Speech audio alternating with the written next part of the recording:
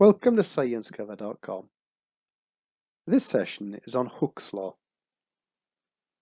The aims of the session are to look at experimental data for how a spring extends under tension, to investigate Hooke's law and the spring constant, and to learn about plastic, elastic, and the elastic limit.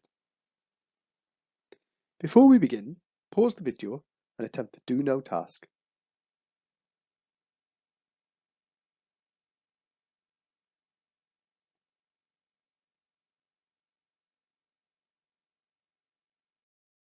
Let's check our answers.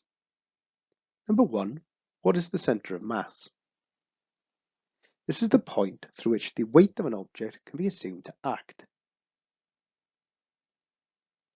Number 2. Use the lines of symmetry to identify the location of the centre of mass of these shapes. On both shapes, you can see the lines of symmetry marked now. The location that the lines of symmetry cross is the centre of mass.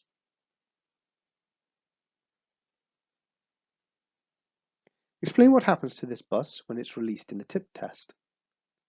This bus will fall to its side. Why?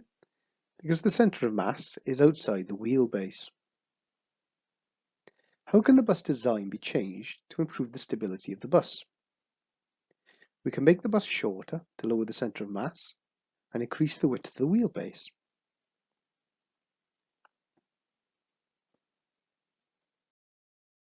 Let's now look at the experimental data for how a spring extends under tension.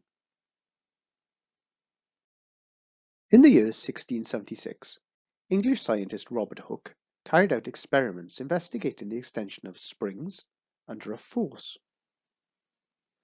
By placing weights onto a spring one at a time, Hooke was able to measure the extension of the spring after the mass was added.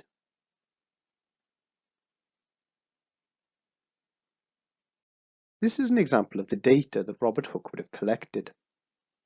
We can see that as weight is added to the spring, the length of the spring increases. To calculate the extension of the spring, we must take away the original length from each length measurement. So when no weight was added to the spring, the length of the spring was 10 centimeters. This is an extension of 0.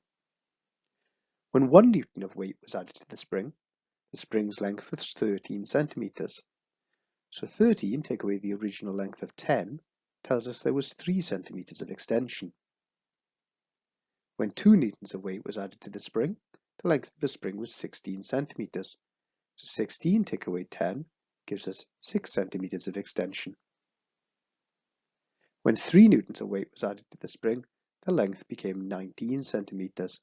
So taking away the original length, this leaves us 9 centimeters extension. We can do this for each of the values.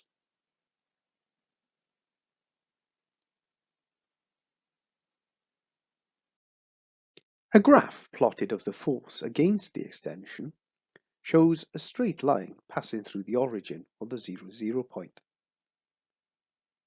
This tells us that the extension of the spring is directly proportional to the force applied to the spring.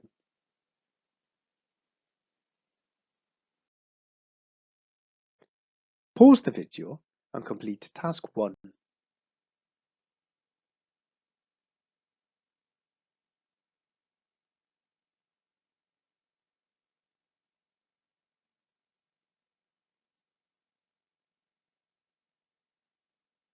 Let's check the answer to task 1. Number 1, add arrows and labels to show the forces that act on this spring when a mass is applied. So the mass has added a force of weight to the spring, and the spring is pulling back with a force of tension.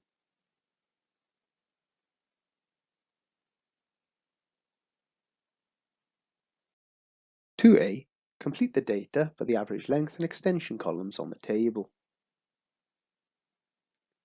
So the average lengths should be 10 centimeters, 12 centimeters, 13.95 centimeters, 16.05 centimeters, 18.05 centimeters, 20 centimeters, and 22 centimeters.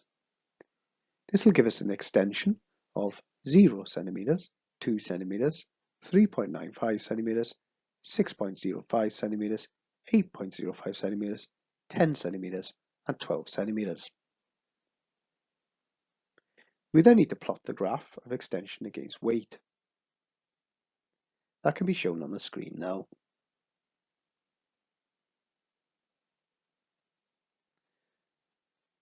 What does the graph show is the relationship between the weight on the spring and the extension of the spring.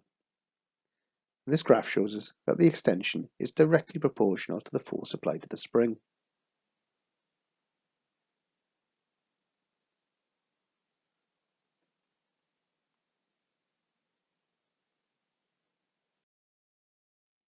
Now let's look at Hooke's law and the spring constant.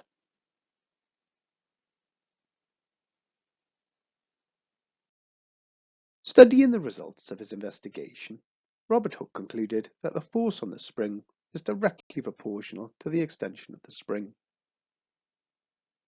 This means that if the force is doubled, the extension doubles. If the force trebles, the extension trebles. In maths, to show this, we write the expression like this. The alpha symbol tells us that force and extension are proportional.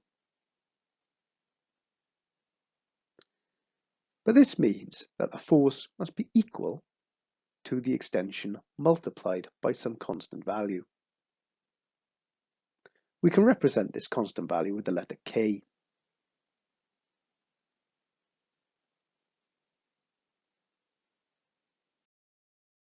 Since the graph is a straight line, we can use the formula for a straight line, y equals mx plus c. We know that f must be equal to kx. We have plotted force on the y-axis and extension on the x-axis. The line passes through the origin 0, 0, and so c is equal to 0, which means that the value for k must be equal to the gradient of the line.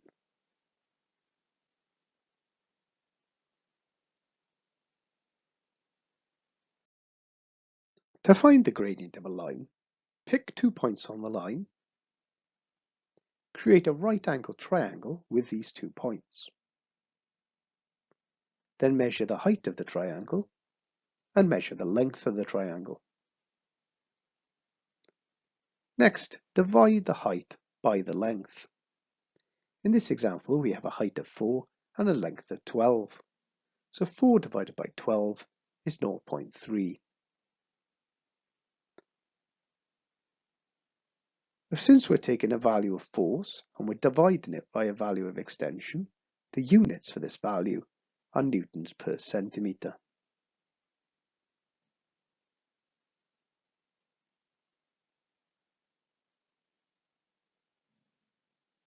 The gradient of a line is known as the spring constant, and this is the value k in the formula.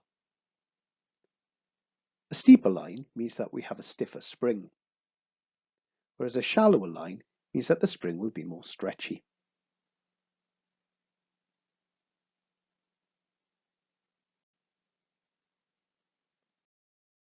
Looking back at the formula F equals kx, we can now replace k with the spring constant we calculated, 0.33. We can now use this to make predictions. For example, if we know the extension is 20 centimeters, then how much force is being applied? To work this out, we can take 0.33, the spring constant, and multiply it by 20 centimeters, which tells us that the force must be 6.6 newtons. Or alternatively, if we're given a force, 9 newtons, and we want to work out the extension, we can place that into the formula. 9 divided by 0.33 tells us that the extension is 27 centimeters.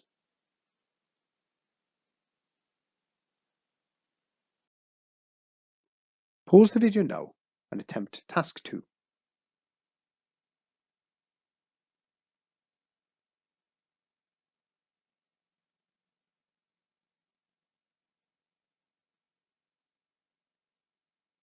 Let's check our answers. Number 1. State the Hooke's law equation. This is F equals kx. Number 2. Calculate the spring constant of the graph from task 1.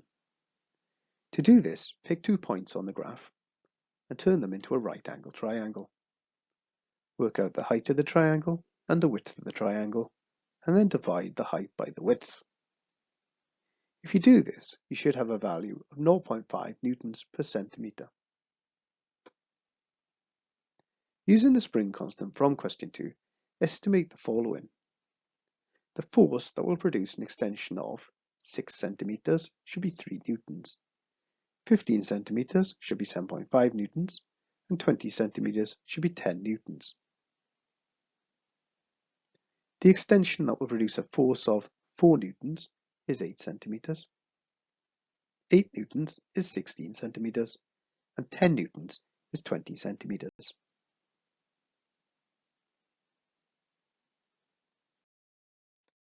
Question 4.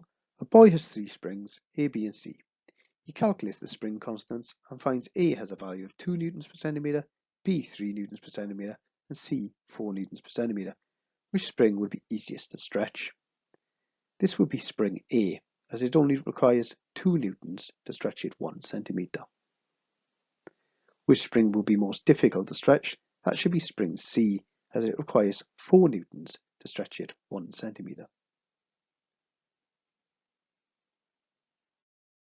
Now let's look at some of the key terms: plastic, elastic, and the elastic limit. We know that a spring cannot be stretched endlessly.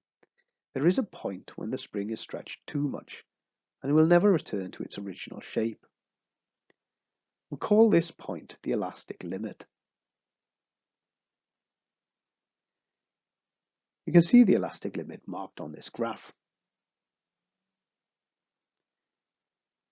Before the elastic limit, the spring is following Hooke's law.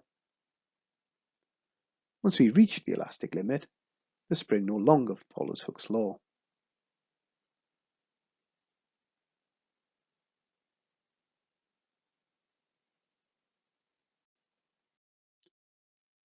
In science, an elastic material is one that can be stretched by a force, but then will return to its original shape once the force has been removed. For example, a rubber band. A plastic material, when put under force, will stretch, but not return to its original shape.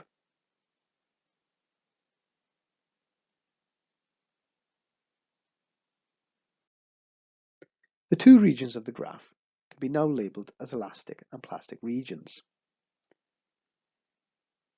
Before the elastic limit, when we're following Hooke's law, the spring will always return to its original shape when the force is removed.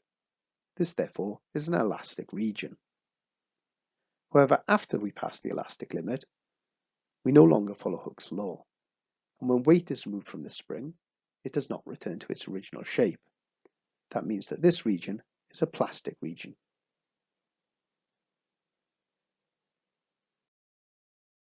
Pause the video now and complete task 3.